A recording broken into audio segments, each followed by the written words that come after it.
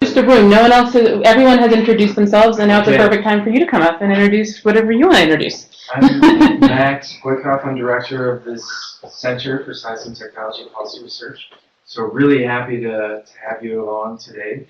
This is part of a fall research seminar series. I know Heidi, you've come to a number of them. David, you've been in mainstage, Jeremiah. But we have a lot of great talks throughout the semester. This one's going to be fantastic.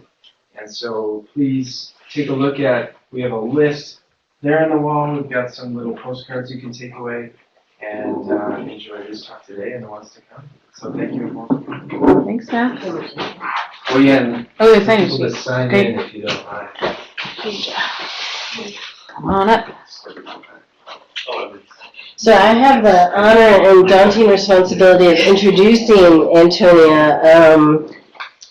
Who are you? I'm Phaedra Petzolo. I'm a professor at CU Boulder. I work with Max and Inside the Greenhouse.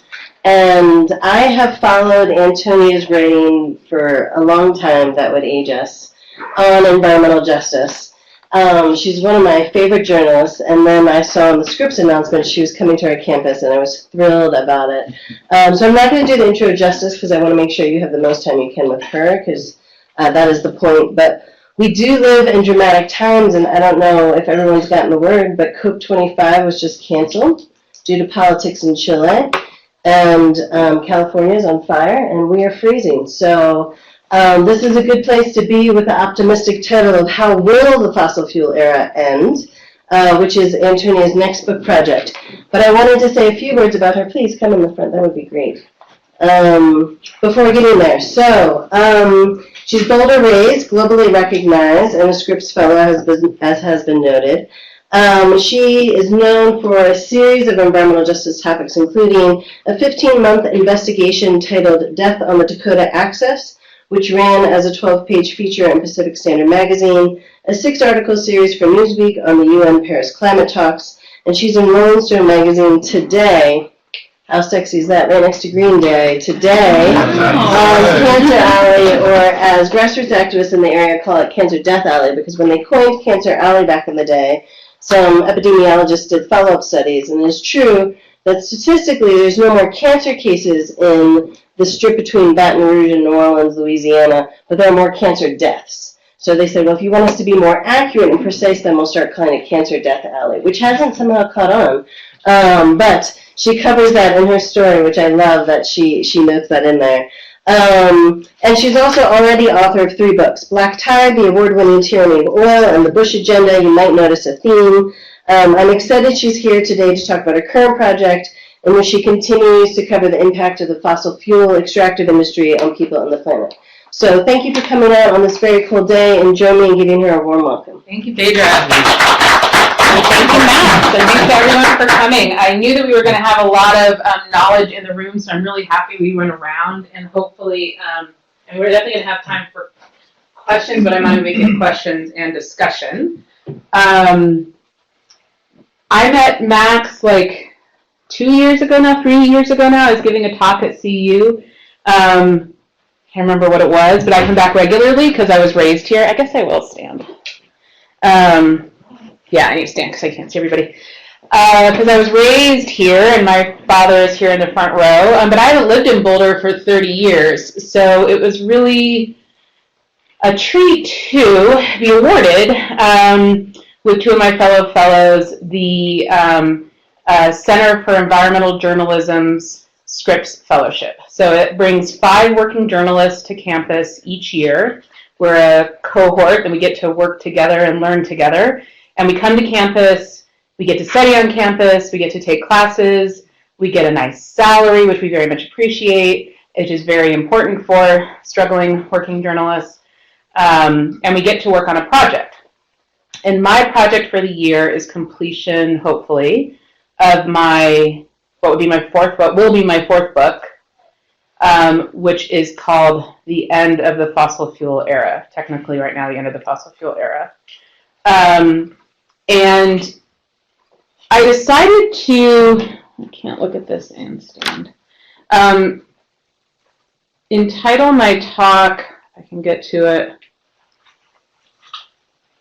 a lot of security control measures on my laptop, so it takes a long time to get into it. How will the fossil fuel era end? Because I want to kind of leapfrog over some discussion, which I'm going to do. I'm just going to sort of very quickly get us to the point of should the fossil fuel era end, and then talk about how. So that's leaping over a lot of discussion because there isn't a lot of time, and we can have more of that discussion later. But I'm really interested in the second part of the question. And one of the reasons why is there's just a Bloomberg opinion article that ran yesterday that was essentially had the same title, and they follow my writing, so I kind of think they stole it. But it's called "The Oil Age is Coming to a Close," and then it's saying that's a bad thing, basically, why that's something to worry about. But it starts with the same premise. This is a period of time that is ending. What does that mean? And so I thought that was quite interesting. Bloomberg, of course, the former mayor and presidential candidate, is someone who cares quite a bit about climate change. But of course, Bloomberg Business News is often quite conservative in its reporting. And I think for them, this would be considered conservative in their reporting on this issue, because it's basically a long argument for all the problems that would come. But it makes good points that are very important to touch on, which I will, which is what are the problems that we have to look out for and how can they be avoided. And there was another period of time which is important when we were looking at this question of the end of the fossil fuel era, and that was it really started in the 1980s when there was deep concern over what was called at the time peak oil. And the concern at that time was a measurement called the Hubbard's curve, which was that there was only so much oil on the planet, and we had essentially in the 70s reached the peak of that supply. And from that point on, we've been on this downward curve, getting to a point where we were going to run out of it. And at that time, there was a lot of discussion. It sort of picked up in the 80s. There's one more seat or two more seats. Please feel free to take one and get comfortable. There's more over here. It started in the 80s, and it grew even stronger in the 90s and into the 2000s, in the early parts of the 2000s, which was there just isn't that much oil. We're super dependent on it. And then the and was different depending on who was talking. So the and that I think many people who were raising that issue who were environmentalists wanted to say was, and as we start to run out of it, the world is super dependent on it, so we really better start thinking about what we're going to do instead. But that second part of the argument was often left out of the discussion, and instead there was a lot of fear around, oh my God, the age of oil is going to end, and we're super dependent on it, and it's in fertilizers, and it's in gas, and it runs economies, and oh my God, what are we going to do? And that the oil industry jumped right into that space. And it said, you're right.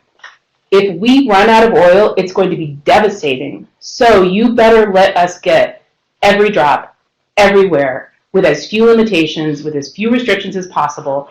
And it started an era that really became where we are now, which is every drop, everywhere, without limitation, which has gotten us to a very, very different place where we are today, which is that I don't think any intelligent geologist, engineer, anyone who studies this for a living would say that anyone knows now what the limit to the amount of oil there is on the earth is. If we go into the deepest depths of the ocean, which we are, if we tear up every forest, which we are, if we break through every rock, if we fight as many wars as we can, I am positive that the ability of humans to live as the way we've come to expect to, in any sort of comfort on the earth, will end long before oil does. That our capacity to live on the planet is much more precarious than the amount of oil. And particularly, so the two are obviously feeding each other. So as long as we continue on a path which is go after every drop, everywhere, every way that we can, that of course facilitates the lessening of the planet's capacity to act as a nice host for human beings. And I'm very particular in that language, right? The planet will live on. We just won't. And we'll still be here, but we'll be suffering more, and more of us will be suffering. So it's possible the species will be wiped out. I was involved in this really interesting TV series on National Geographic on Mars, called Mars. And it was about Elon Musk and other people who are putting a lot of energy and thought and money into going to Mars. And their clear thoughts are, this planet will be uninhabitable, and if we want to survive as a species, we have to be interstellar. And so they are preparing for that. But has anyone seen the movie Elysium, or the book Elysium? So Elysium is about, it's not a very good movie with Matt Damon, but it's about what I imagine that type of future will be, both here and potentially there, which is those with the wealth and connections to get to safer ground, whether that's another planet, whether that's another place on the earth. We'll get there. That's what's happening today. But larger and larger and larger numbers of people won't be able to do that. And that's where we're at. And so the Intergovernmental Panel on Climate Change of the United Nations determined a really long time ago now that we need to keep global warming up to 1.5 degrees Celsius per year. And the only way that that is going to happen is if we stop burning fossil fuels. And the only way to do that is to keep as little as 3/4, but probably 80%, and probably all of it in the ground as quickly as we can. And that's really the only way that we're going to be able to contain climate change to the way that we're going to be able to live on the planet. But it's not just about climate change, and that's why I write stories like this. So climate change is a really important part of what's happening. But I went down to Louisiana. This just went live like 2 minutes ago, which is why I'm really tired. I was reporting in Louisiana all last week, writing and writing and editing and editing and editing, and dealing with lots of corporate pushback on the piece, having to check in with Green Day up until like a second ago. But this just went live. And the reason why I do this type of reporting is that it's not just about climate change. So one of the things that's also happening, the more that we expand oil production, and this is one of the things that's happening in Colorado and in the United States. So oil production generally in U.S. history, unless you lived in Texas and Alaska, was something that happened somewhere else to somebody else. We imported a lot of oil in particular, so it was coming from other countries. And then there's only small pockets of the United States where we got most of our oil from. Fracking changed all that, and the Bush administration changed all that. So the Bush administration put in place policy that opened up much more area to fracking. And the fracking opened up a lot more of the nation to oil and natural gas production. And of course, this is happening in Colorado. And my experience, wherever I've been, literally every, like in the tiniest village in Afghanistan, in the Amazon, in Ecuador, down in Cancer Alley, Louisiana, is that the people who live where the production takes place don't like it and are often very poorly mistreated. And that the more that, one of the reasons why the climate movement has expanded so rapidly is because more people are now what are called frontline communities. They actually live where the fossil fuels come from. And the more that people join that space, the more that they then participate in resistance to fossil fuels. And I think that's actually one of the primary reasons: exposure to being where fossil fuels are taking place and exposure to climate change. So the number one thing that changes people into climate denialists versus climate believers is when they've experienced a climate event. So North Carolina is the most maybe upsetting but important example, which is in North Carolina. They had a series of floods. And they went from they are a Republican state that went from majority climate denialists to not only majority climate realists, but saying they want to have public policy that responds to climate change. So activists, because of their immediate experiences. And that's the other thing. And so the more that we also are aware of the impacts where people are getting hit most by climate and hit most by these operations, the more people are willing to move forward. And so one of the things that was so important about going down to Cancer Alley, and as Phaedra was saying, The data on Cancer Alley, which I think is actually the most important, is that so Cancer Alley is an area with 150 petrochemical operations in just an 85-mile stretch from New Orleans to Baton Rouge. And because of the intensity of the pollutants that the industry releases into the air, those pollutants make Cancer Alley consist of 7 of the 10 census tracts with the highest cancer risk in the nation. And everybody knows somebody who's died of cancer. But what's happening there right now is that, so the oil industry is responding to this reality that I started with, which is people are pretty aware that we're not in a place where we're running out of oil, which is what they were afraid of before. Now they've got plenty of it, more than they need. Actually, there's a glut. But that consumers are rejecting oil. Public policy is seeking to constrain emissions of oil, and there are replacements that are coming in rapidly for transportation and for energy in particular. So the electric car is set to very soon outpace, users of electric cars are set to outpace traditional cars by, I think, 2050 at this point, which isn't rapidly enough, but it's pretty rapid. People are pushing forward, particularly for reduction emissions policies, which means clean energy, renewable energy sources, and renewable transportation sources that support transportation that are either public transportation sourced from renewable energy or walking or biking, etc.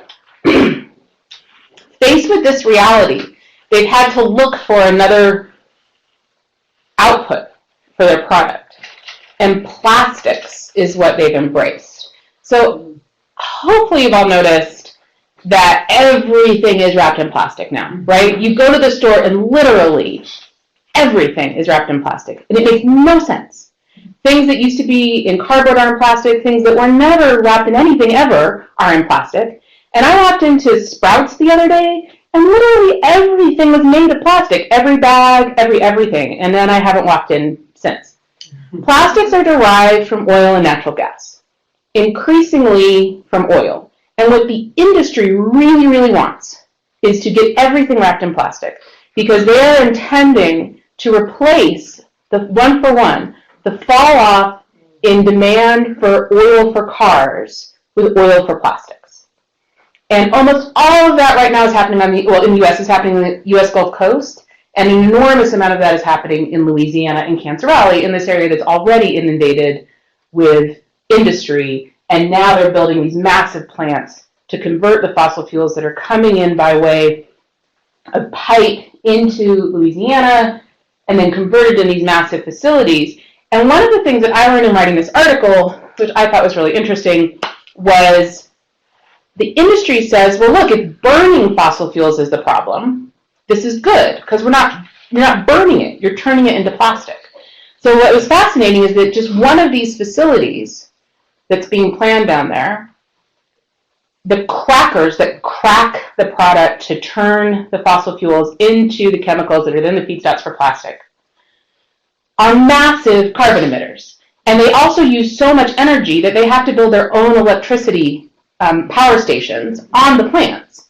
And those are using fossil fuels. So this one new plant that converts fossil fuels into plastics is the single largest new oil and gas related process being proposed in the United States, would release the most carbon dioxide. It's the equivalent of the equivalent each year of 3 coal-powered power plants, this one facility. So plastics are not the solution to keep using oil and gas so that we don't have to worry about climate. It's yet another reason, in fact, why using oil and gas is problematic in general.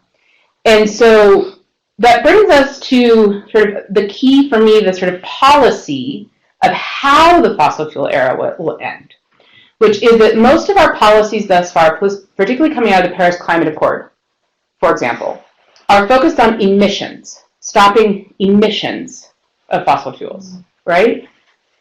The problem with that, I would love to give the example of Saudi Arabia. So Saudi Arabia submitted its plan to the Paris Climate Accord, and it works. It works because what Saudi Arabia's plan is Saudi Arabia domestically will start using more renewable energy to supply its own power grid. So its domestic emissions go down. To pay for it, it plans to increase production of oil and natural gas, oil, and export that out. And the money it makes from exporting the oil will be used to pay for the reduced domestic consumption of renewable energy. But of course, that oil is going to go out in the world and be produced somewhere else and commit emissions somewhere else. And it continues Saudi Arabia's dependence on oil for its economy, but its emissions are down. So that's why so many advocates of ending the fossil fuel era, the necessity of ending the fossil fuel era, point to policies that don't just focus on emissions, but focus on the product itself. So it's, as opposed to the supply side of oil and gas and coal, you look at the demand side. So what has shifted, and what that article I started with, the Bloomberg article I started with, what it notes is that while supply of oil is up, demand is falling. So the more that you can continue to end that demand side, the faster you will end the era of fossil fuels. And that means policies that focus on production. So if you are just looking at emissions, you're not going to do, well, until you note that the emissions are extremely high from plastics. But if you're just looking at how oil is used in cars and electricity, for example, you're not going to address the problems that are happening in Louisiana. You'll address those problems if you have policies that just stop using oil and natural gas and coal at all. And that means policies that are based on keep it in the ground. That means you decide intentionally, even though we have this product, we're not going to use it anymore. And it's not a new idea, it's actually an old idea. And some people think it started in Nigeria, and some people think it started in Ecuador, two countries that have lots of oil, and because of the impacts, the political impacts, economic impacts, the social impacts, the environmental impacts of producing that oil, the local communities said, it's just not worth it. We just don't want to use it anymore. Let's keep it in the ground. And they started working together, so it doesn't really matter if it was Ecuador or Nigeria first, to propose that would be policy. And in fact, Ecuador, under Correa, the former president, he tried this really grand experiment, which was to say, so I did some reporting from the Yasuni National Forest in the Ecuadorian Amazon, which is one of the most biodiverse spots in the world.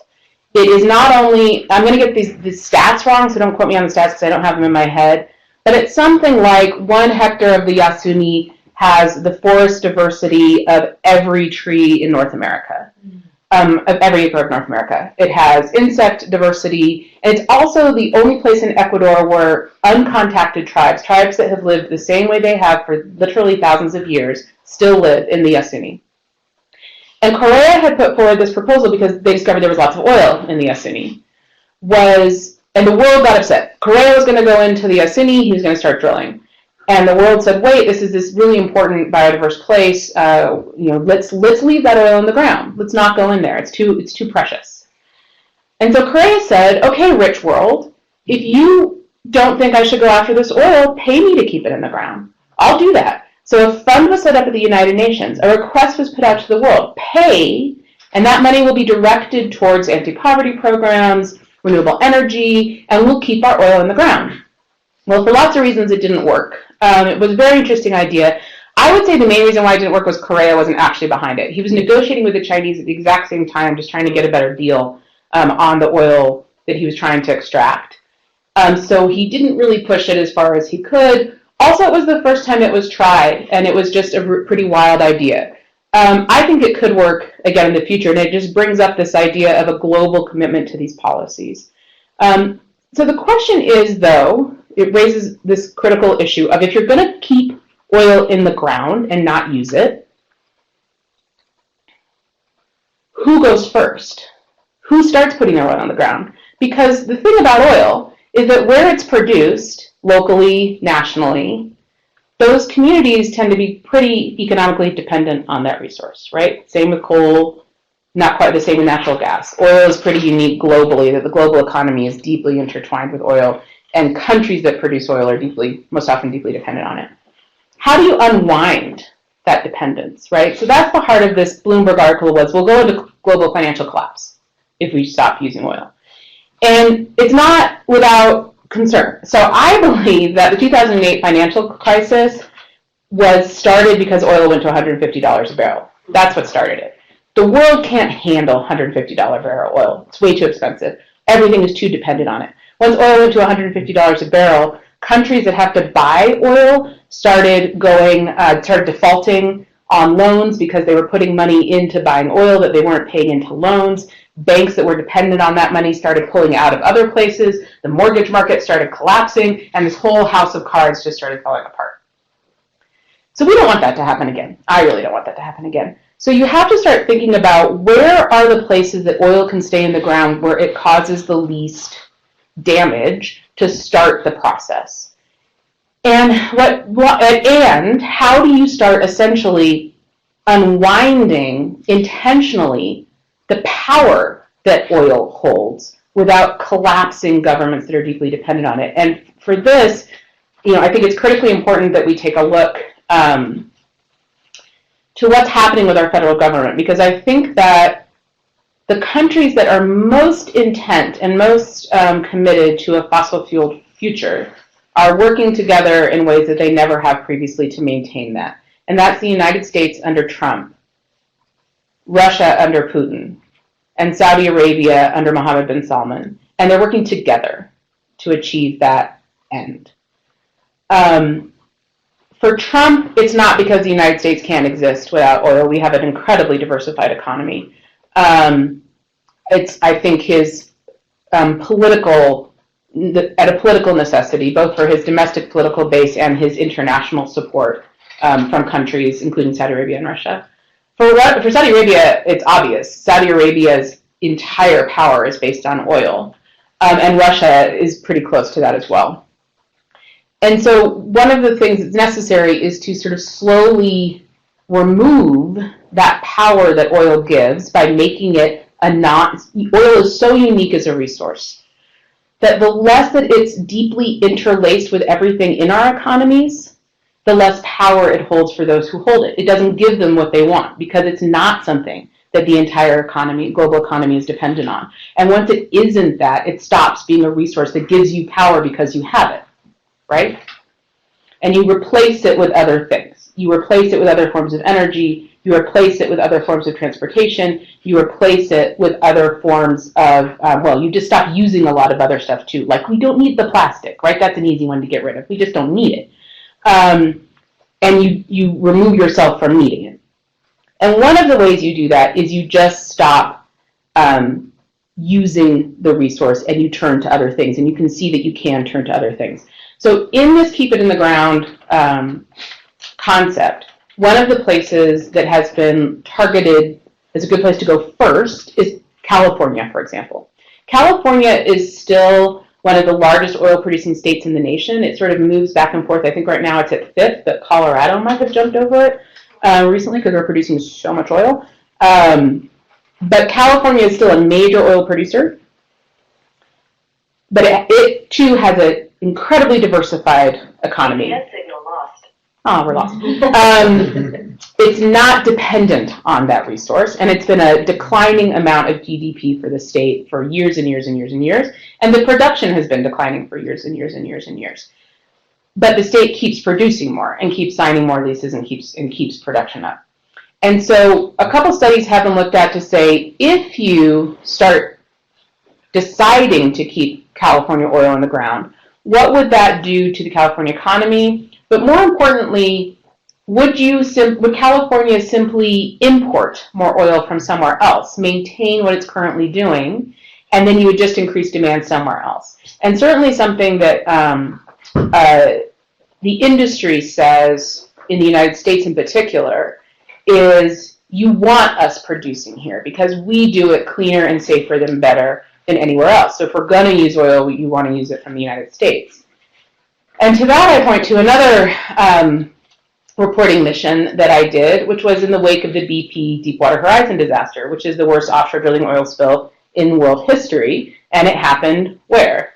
Here. And it happened to whom? One of the largest oil companies in the world. It happened where? In the Gulf of Mexico, where we've been drilling for decades. And yet it happened here. So the idea that we somehow have a corner on the best operations is wrong. It can happen anywhere. It's problematic everywhere. And if it can happen here, it can certainly happen anywhere else, and does regularly. But what the studies found was that basically if you combine keep it in the ground policy with policies that specifically facilitate a decline in consumption of oil, so that's public transportation funding, that is just transition funding into supporting workers moving from fossil fuel jobs into renewable energy jobs, that is rules on emissions, so that you are requiring that your utilities burn cleaner energy. If you do that at the same time, the consumption in fact falls, and in fact you reduce overall demand for oil. You don't replace it, you reduce it. And that is what's already been happening in California, is a reduction in consumption, not just a reduction in production. And that model can be followed. It's a public policy choice.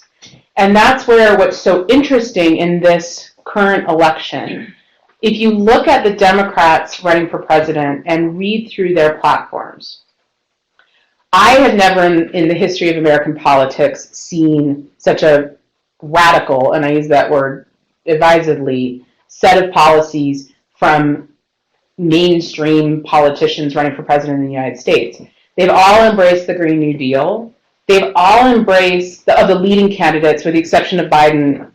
Biden has embraced the Green New Deal, but Biden has not embraced, what all the other leading candidates have, is a ban on fracking, an entire ban on fracking. So fracking is the tool that has led to the boom in production across the United States. It's what's led to the boom in production in this state. And they're not just saying, don't frack within 12 feet of a school. Like all the debates have been going on in this state. You have to have 10 feet between you and the house. You have to, all of the different intense debate that's been happening here about like how to make it happen and how to make it safe. The candidates are all saying across the board, we're just not going to do it at all. I mean, that is radical. And that versus the Trump administration, which has gone farther than any administration probably in U.S. history, even more than the Reagan administration, even more than the Bush administration, to opening up new avenues for domestic production. So this conflict is being played out very sort of clearly and aggressively within domestic politics. And what's interesting about the Green New Deal, because the Green New Deal is the place where a lot of politicians, and I said every leading Democratic candidate has endorsed the Green New Deal, which even, I would say 6 months ago, the Green New Deal seemed like an exceptionally radical concept. And every major candidate has endorsed it, every Democratic candidate. And the one who didn't was Hickenlooper and he's out. So, like, rejecting the Green New Deal is one avenue towards getting out of primary Democratic politics.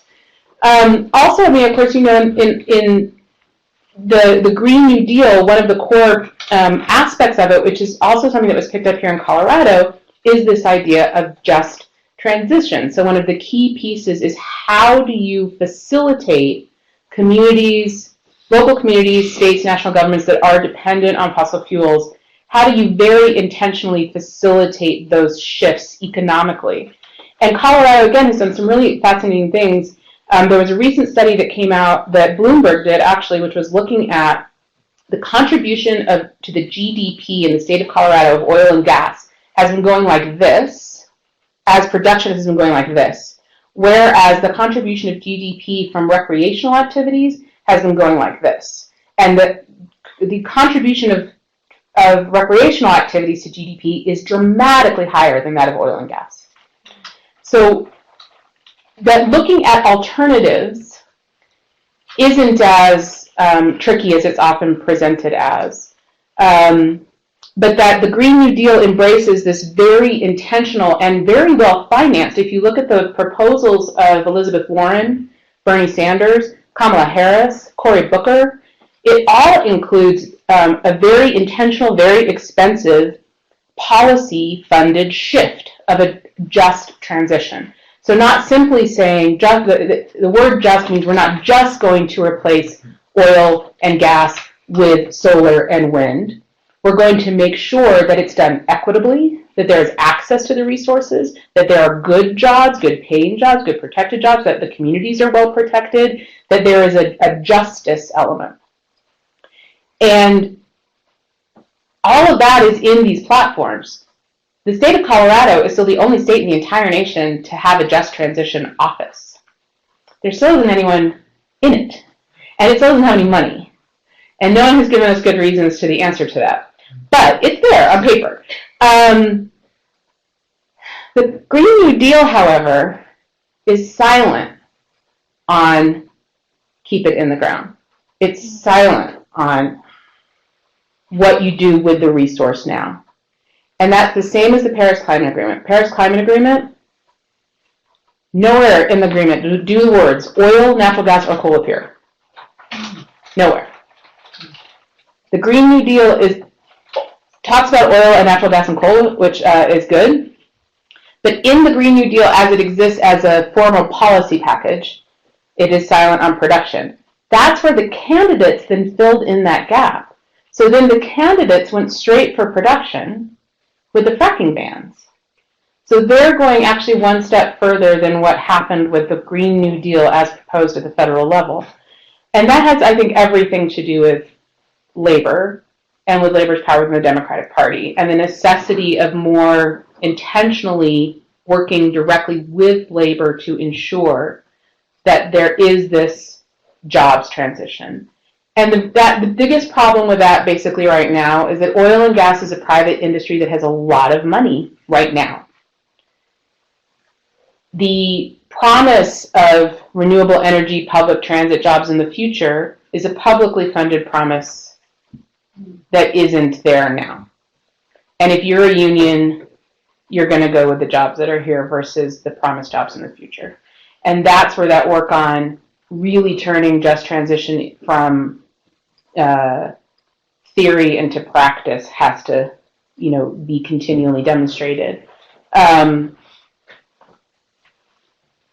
the other issue of keep it in the ground is what's called managed decline. So that is almost no one who's proposing keep it in the ground says you do it overnight. Suddenly we stop using oil. It's where you go first and you intentionally manage the pace and process of the decline so that you are essentially weaning yourselves off of the product.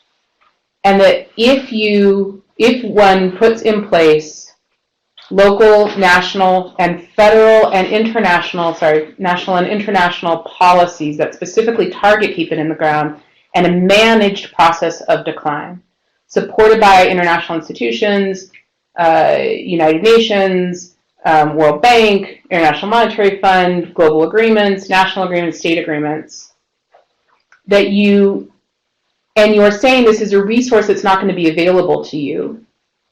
You force investors, banks in particular, to shift their funding elsewhere. And one of the things about the U.S. fracking, particularly in the United States, it is an entirely, most of the major companies aren't actually invested in fracking operations in the United States. It's small companies. If you look at the biggest players in Colorado, it's very exemplary of elsewhere. You're not going to recognize a lot of the names unless you're really into this area.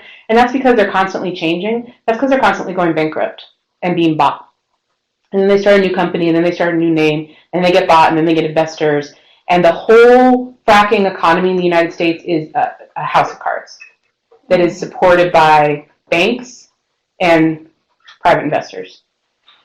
And that if those private investors and banks stop seeing that as a place to put their money, the whole thing would fall apart even without a fracking ban. It's possible that the big companies like Exxon and Chevron, what's happening? I think that's on that. Oh, it's falling off? Oh, It's all right. on that computer. Let's cross this one off your list. Let's just Um, remind me tomorrow. Don't Don't do that. Sorry. Where was I? That if you essentially start removing that money from the industry, it would fall out. But it's possible that the big companies, so I was going to say Exxon, Chevron, BP, that haven't gotten as far into fracking will then fill in the hole, and they've kind of been waiting for the little guys to fall off all along. That's entirely possible. But the last thing I'll say about the big companies, what's likely is that what this will mean, because the big companies are also heavily supported by banks, and that's why there's so much energy focused in climate movements on banks. If they stop funding the industry, it doesn't have the legs to survive. And that includes the international industry. So there has been a lot of talk on and off about Saudi Arabia's Aramco going public, and it doesn't go public. One of the reasons why it doesn't go public is that banks continue to support it, and I think a lot of the going public thing is just to draw more attention to Saudi Aramco, to get banks interested. The banks come in, and then they pull out of the going public hype. If the banks pull out, that's going to hurt even the big companies. And the big companies will just stop having a product that people want. And then the question that many people ask is then therefore should you be pushing for the big companies to become alternative energy companies? Wouldn't they be a great place to provide this renewable energy that we're looking for? And to me, this gets at the heart of just transition, and Phaedra does an enormous amount of just transition, which is why I look at every time I say the word just transition, research is just transition.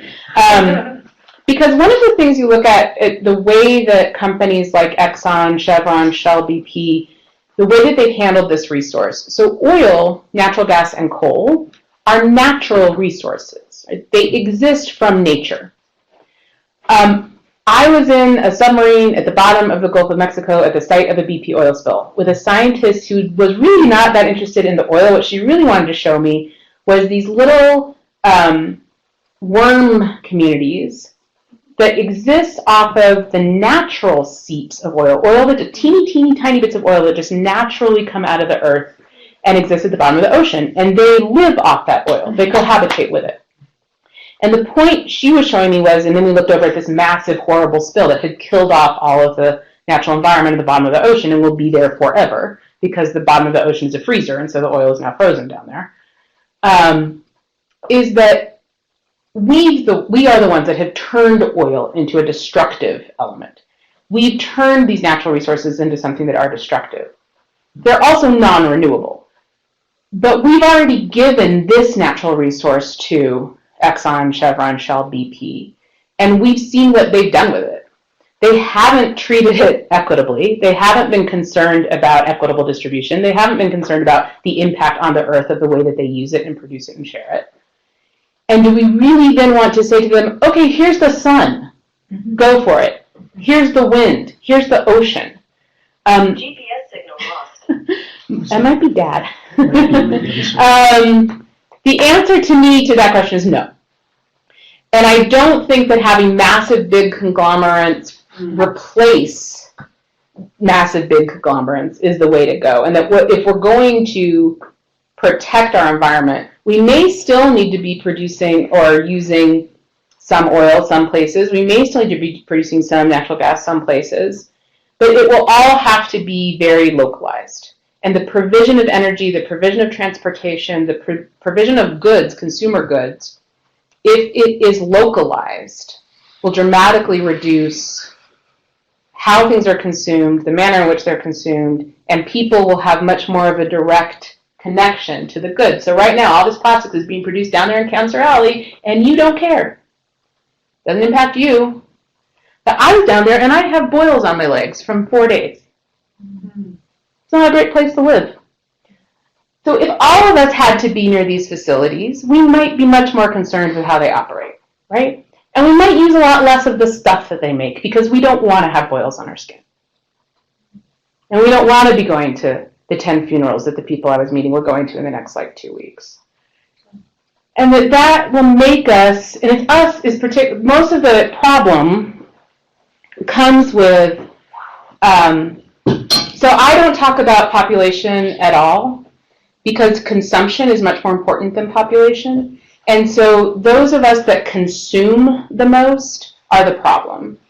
And the more that we can reduce our consumption, the better off we'll be, and the less of all these resources that we will need. And that will dramatically facilitate the move off of fossil fuels and into renewable energy. And that will be a key way to get us to end the fossil fuel era. So to end, so we have some time for questions. How will the fossil fuel era end? There's two ways that it could end, and that's kind of my theory. It could end with a thoughtful, planned transition that thinks about justice in our environment and our climate, or it can end with the path that we're currently on, which is really a period of time in which all we're doing mostly is dealing with crises. So dealing with the impact, more than anything else, of climate crises or pollution crises. I just moved here from California. My two little sisters are in Los Angeles. My best friends are breathing the smoke from the fires in San Francisco. My sisters are, running from fires in Los Angeles.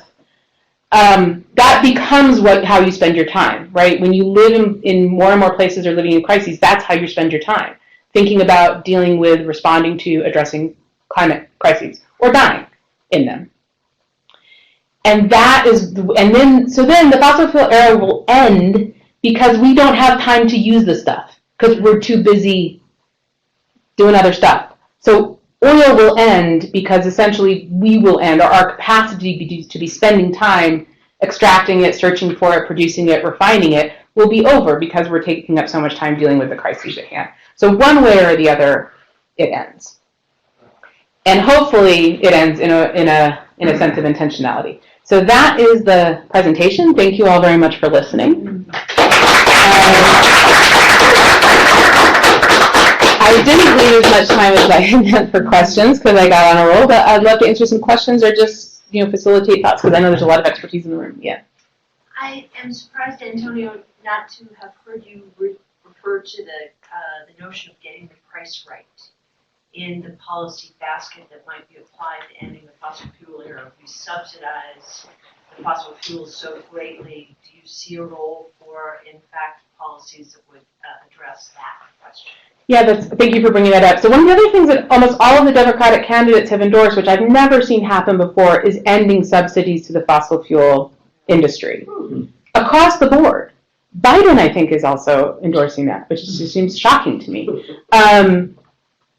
Because it's so obvious that funding one of the wealthiest industries in the history of the world with massive government subsidies is so crazy that once attention is brought to how much the industry is subsidized, the public responds very powerfully to removing those subsidies. And also the major candidates, I believe every major candidate except for Biden has also accepted a pledge not to take fossil fuel money in their campaigns. Again, that's huge. It was only a few years ago. I remember writing in 2008 in Tyranny of Oil of this brand new idea called the separation of oil and state, which was to demand from candidates that they not take fossil fuel money. None of these candidates are taking fossil fuel money. Biden is about to because he's taking PACs now, so maybe he always has. But the rest of the candidates have not. And that influence of the money on policy, to me, is even more important in some ways than the subsidization. Because if there isn't that direct link to influencing policy, I think we would see dramatically different policies. Right now, Rex Tillerson, the former CEO of ExxonMobil, is sitting on trial in New York giving testimony on the fact that ExxonMobil knew the impacts of climate change back in the 70s, and they not only refused to act on it, but funded climate denialism, setting back public policy on climate by decades and decades and decades. So if you can remove that money, it's not just that you'll get a fair price on the resource, but you'll help eliminate the political influence that the industry has. But this is, so getting the right price for oil means eliminating the subsidies, and it of course means putting in the price of the externalities, all the different impacts that oil has. Doing that, though, it's really, really, really important, because what that's going to mean is oil will be $150 a barrel, oil will be $200 a barrel, oil will be $300 a barrel. It should be. But if we're going to do that, we have to ramp up policies at the exact same time that make sure that people have alternatives and governments have alternatives. So that means your public transportation. That means you're removing oil from the power grid. It means as rapidly as you possibly can eliminating dependence on oil unless you're going to crash the economy, because the fair price of oil is a price that is much, much, much higher than it's currently priced at. Yeah. Thanks, excellent talk. I was wondering if you've reported on or kind of come across the argument about the kind of combination of the need for natural gas to partner with renewables, at least for now, to provide that backup power when renewables are being intermittent or whatever they're being, we don't have quite the storage yet, and so on and so on. I'm wondering what you've heard about that, because that would be one concern I would have, again, along the lines of not wanting to make transitions that are so abrupt that you essentially cause a global collapse or things like that. Like, if we want renewables to get to their proper place in this system, which is to take over our energy production, and right now they're being partnered with natural gas, and that enables a lot of use of wind and solar, as far as I understand. And so I'm wondering where that is in the arguments of the speed and the transition, and how does this work in terms of keeping it in the ground immediately, or is there room for that as a partnership, or is that not the way you think? So the cost right now of energy provision via wind and solar has now pretty much gotten equal to, or even gotten cheaper than, energy provision by fossil fuels. Depending not on the cost, but the. No, I know what you're saying. I'm getting there. So they've already gotten there on price. Obviously, that is dependent on exactly where you're talking about, when you're talking about. But then you have this issue, and the biggest problem right now is storage, energy storage. What do you do when the wind doesn't blow and the sun doesn't shine? And that's why people like Elizabeth Sanders has proposed, what is it, 450 trillion? What is the number? Does someone know this number? Like, the amount of money that she's proposing to go into research, this is the heart of the research. So generally, most people believe that we have basically all of the technology that we need to transition off of fossil fuels, but it needs to be provided widely. So it's not that we don't know how to do things, it's that we don't have the capacity to widely distribute that research and that technology. And that's what a lot of the funding is in, for example, Elizabeth Warren's plan, which is how do we turn the United States into this great distributor of alternative energy capacity and research. And one of that is addressing the storage question. Now, we have people in the audience who I assume are experts on renewable energy. And I'm right that the technology is there for storage. It's really more, maybe not quite, they still are needing to do a little bit more. Yeah, just reading about it this morning, like, the idea that, like, the big promise right now is lithium ion, but there's a lot of restrictions on if storage can, in the technology that is right now, like, help with, provide the essential needs of the grid. So it doesn't look like we're quite there yet, but there's still a little more restrictions. So this is the issue, is storage. And then, of course, the question is, there is no perfect solution, right? It's not like lithium, comes from heaven. Well, it might come from heaven, but it's not. You have to get it. You have to mine it. You have to use it. It has drawbacks. But we're not going to, end the good in the pursuit of the perfect, or whatever that phrase is. So there needs to be more money not only put into research, but also then the distribution. Once you figured out how do you distribute it, and then once you distribute it, how do you equitably distribute it? But again, for me, the key point on the technology question is not, what we should not be seeking to do is to continue to consume in the same way that we currently do and just replace that energy source with a different energy source. Rather, we have to change the way we consume and change the way we get energy, which is localizing it. And then you don't need as big amounts of storage. Then you don't need as much energy to move the energy because it doesn't need to move as far. Then you're using less of it.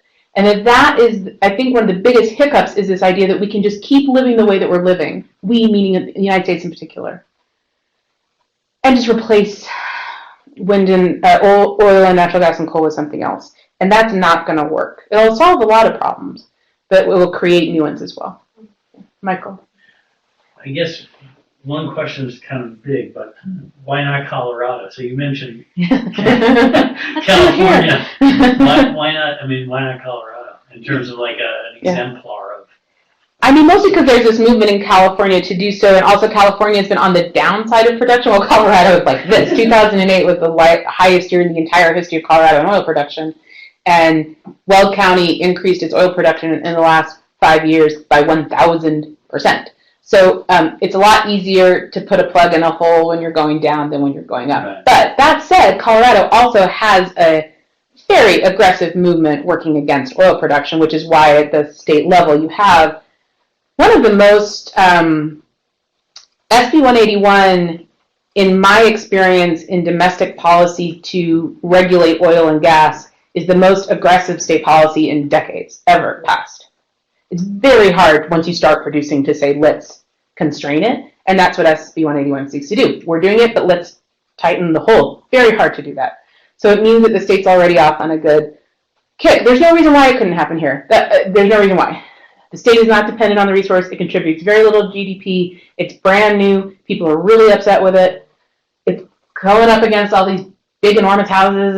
Like that's the thing I was most amazed at, like going out and going over to Weld and just seeing these like massive houses and fracking right on top of the massive houses. And even Rex Tillerson, ExxonMobil, when fracking started happening near his house, he got all mad and stopped it because he didn't like it. So there's no reason why it couldn't be Colorado. Yeah. Well, a couple of things. Yeah. Most of the people in this country live on the coast.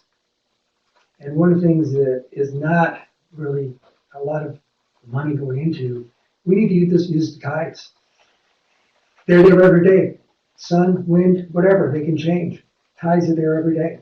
And we actually have one here in Colorado that we use. By Georgetown, there's a power distribution thing above Georgetown that uses water coming down to generate electricity. It has enough excess electricity to pump some of that water back up to use it again. Wow. Yeah. Yes. And it's the most reliable thing we can use. And most of the people are on the coast.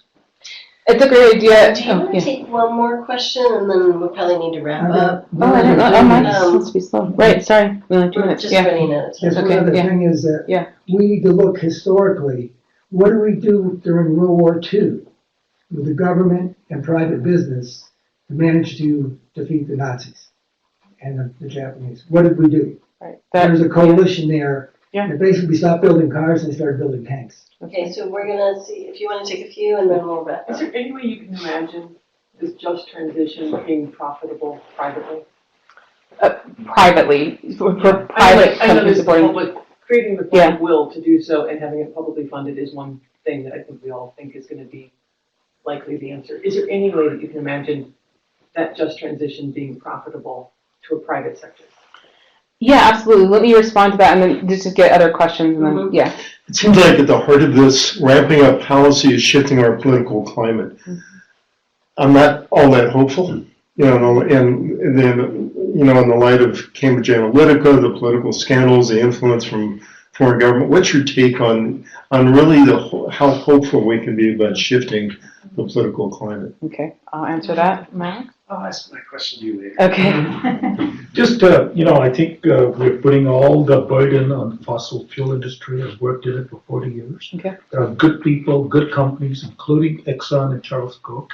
And what's happening in New York State is travesty, and we'll get that sorted out. But I think the right answer is, what I believe is, let's not have fossil fuel cannot carry the burden. It's not going to be possible. It's too exotic. And there are many companies in the oil industry who are willing to work as part of that just transition. And oil companies want to work together. That's my view.